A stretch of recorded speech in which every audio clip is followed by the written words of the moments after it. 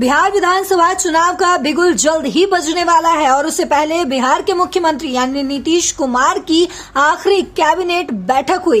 इस बैठक में कई बड़े फैसले लिए गए जिसमें कुल 129 एजेंडा आइटम्स को मंजूरी मिली है। ये बैठक इसलिए खास है क्योंकि ये उनके कैबिनेट की आखिरी मीटिंग थी। इसमें बिहार के लोगों के लिए कई बड़े बड़े फैसले लिए गए जो शिक्षा, नौकरी, बिजली और विकास से जुड़े हुए हैं। तो आखिर क्या कुछ बड़े फैसले लिए गए, समझते हैं इस रिपोर्ट से। तो सबसे पहले बात करते हैं कर्मचारियों की, जहां कैबिनेट ने सरकारी कर्मचारियों का महंगाई भत्ता यानी कि DA 3% बढ़ा दिया है।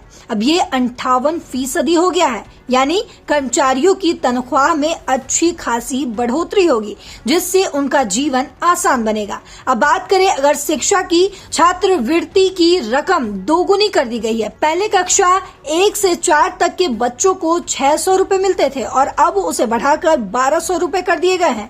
कक्षा 5 से 6 के लिए 1200 से बढ़कर 2400 रुपए हो गए हैं। वहीं अगर बात करें कक्षा 7 और 8 की और साथ ही 9वीं और 10वीं के लिए तो 1800 से 3600 रुपए कर दिए गए हैं। इसके लिए कुल 3 अरब रुपए यानी कि 300 करोड़ रुपए मंजूर किए गए। ये पैसा सीधे गरीब और जरूरतमंद बच्चों तक पहुंचेगा ताकि वो पढ़ाई में पीछे ना रहे। बिहार के लाखों बच्चे इसका फायदा उठाएंगे। वहीं बताया ये भी जा रहा है कि स्वास्थ्य क्षेत्र में भी अच्छी खबर सामने आई है, जहां ANM यानी कि ऑक्सिलरी नर्स मिडवाइफ कर्मियों का वेतन 11,500 रुपए से बढ़ाकर 15,000 रुपए कर दिया गया है और साथ ही आशा कार्यकर्ताओं का मानदेय 1,000 से 3,000 रुपए हो गया है। ये महिलाएं गांव-गांव जाकर स्वास्थ्य सेवाएं देती हैं तो उनका ऐसा माना जा रहा है कि उनका हक उन्हें मिलना ही चाहिए। विकास के मोर्चे पर कैबिनेट ने बिहार में फिल्म और नाट्य संस्थान खेलने को भी हरी झंडी दिखाई है। इससे युवाओं को नई जॉब्स मिलेंगी और कल्चर को भी बढ़ावा मिलेगा।